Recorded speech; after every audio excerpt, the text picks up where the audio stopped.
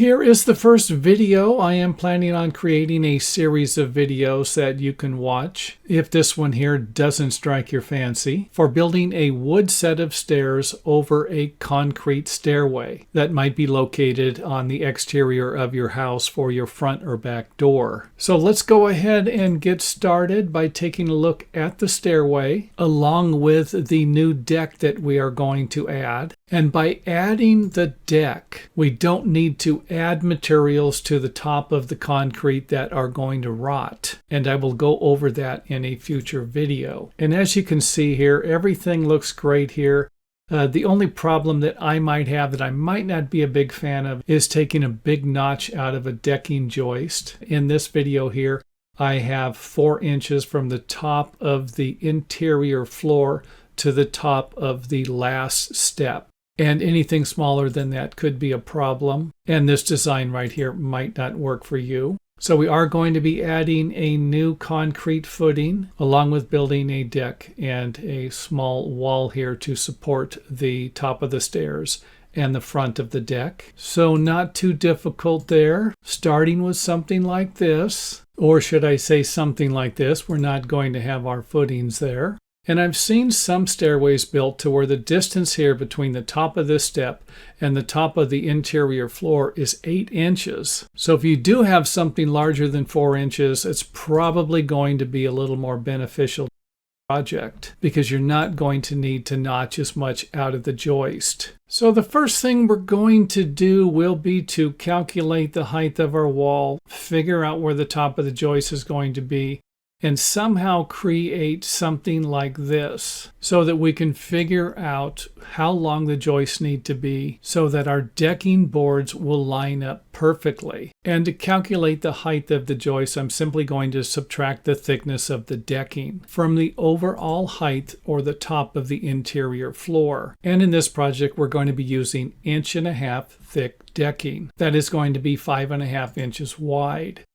So once we have that, we can kind of use some screws to temporarily adjust all of the components here so that we can pre-cut the stair stringer. Now, I'm not going to be showing you how to cut the stringer in this video. I have plenty of videos on that. Go check out our website or some of our books on building stairs. And we don't need to form anything up yet. We're simply going to place a block on the bottom, and we can always adjust the height of the block by filling it in with some soil so that we can somehow position the stringer to where it's going to be located with the same distance that we're going to have here after the top of our concrete slab has been poured. And the reason why we're doing this is to calculate the distance we're going to need so that we don't cut our decking boards. We don't need to cut our decking boards because we want the stairway to look nice, kind of like a professional built it. And to do that, all we need to do is figure out the distance by allowing for all of the gaps in between the decking boards, which means you're going to have to do some math here or simply lay out the decking boards and space them accordingly. And then simply grab your tape measure and measure the overall distance. And don't forget to leave at least 1/8 inch gap in between the concrete or the building and the edge of this decking board here. And you can always make that a 1/4 inch gap also. And after you've done that, you can mark the board here or subtract for the rim joist board, which is going to be 1.5 inches, and then cut this board. And if you don't want to go through all of this trouble, you can do something like this, to where we take our stringer board and then line it up, line the top of the stringer board up with the top of our decking board. And then we can line the edge of this up with the edge of this to the desired measurement by simply sliding either the stringer or the decking board until we have the measurement that we need so that we can mark the joist and cut it. And you don't need to go through all of this if you just want to build a deck and you want this to be a specific width and you're not worried about having a smaller piece of decking located in the stairway, either at the front here or at the back here. And of course, the beauty of building something like this is that you can locate the lower footing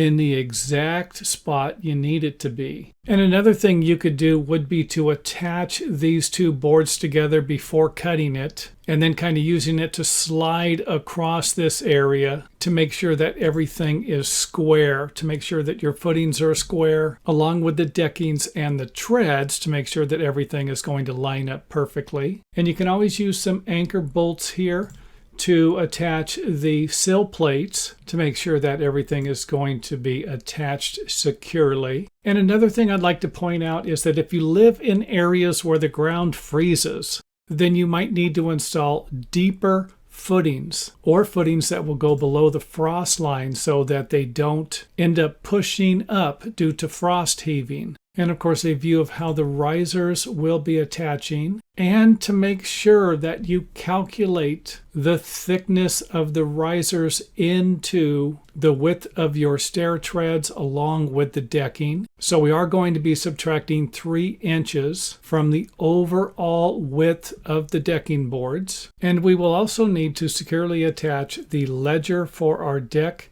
along with the base plate in the wall framing. And your stuff might be a little bit larger, might be located in a different spot, and you can use whatever you think will work. What I'm using here is a framing anchor. However, this will require a tool that will allow you to drill the desired diameter of a hole into your existing concrete stairs. And you can always rent one of those tools at your local rental yard. Or, like I said, find another way to attach these items to something like the building or the stairs to make sure that it isn't going to move. And another thing I threw in this example was another board that could provide additional support to the joist after we notch it. And again, this board can be attached either way. It can be attached into the side of the stairs or to the bottom, something like this, if needed for your particular design.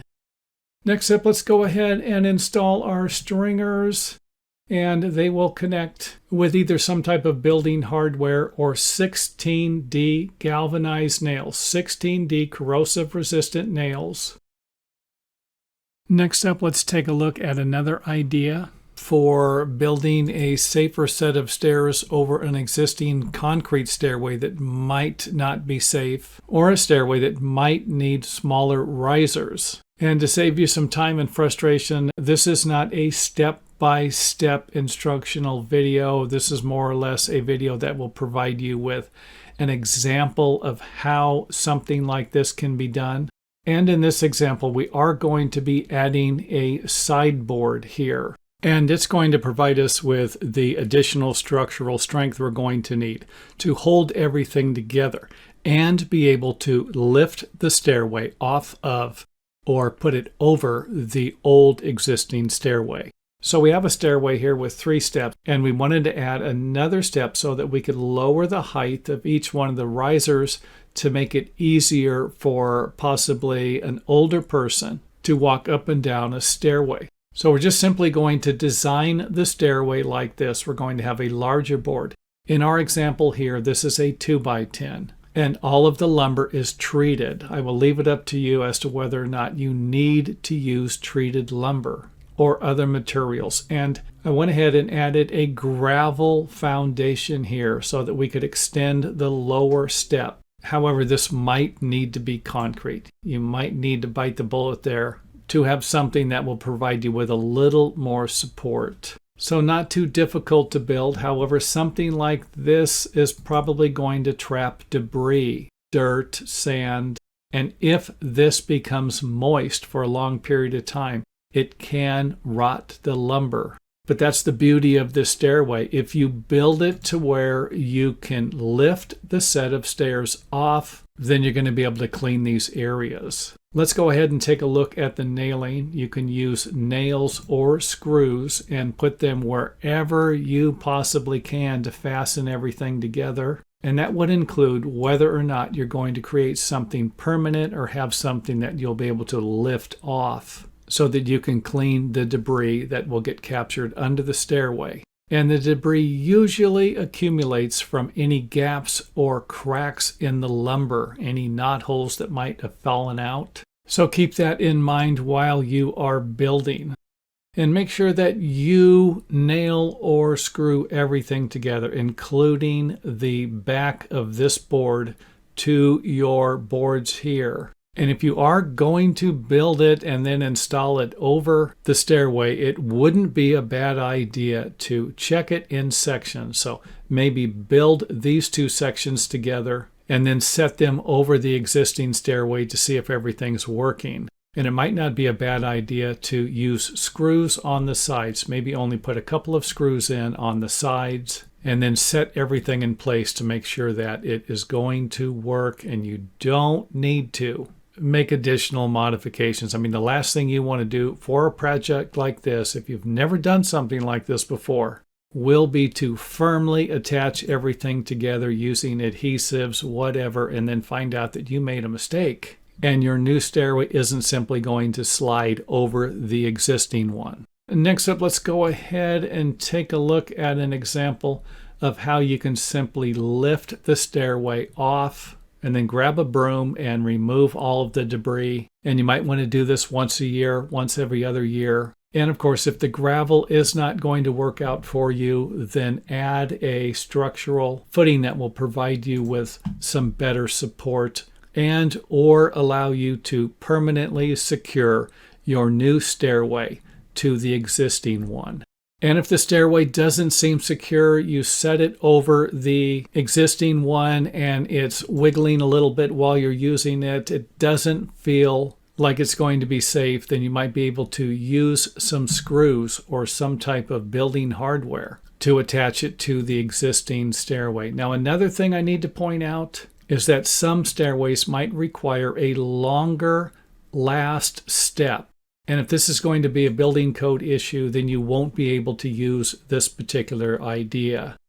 Now, another thing I don't think I would be happy with, but you might be tempted to use, would be some type of a design like this, to where you use a larger skirt board or sideboard to create this design. And I don't see a problem with this, as long as you're going to install a guardrail on both sides, something that will not allow people to jump over the side of the stairway.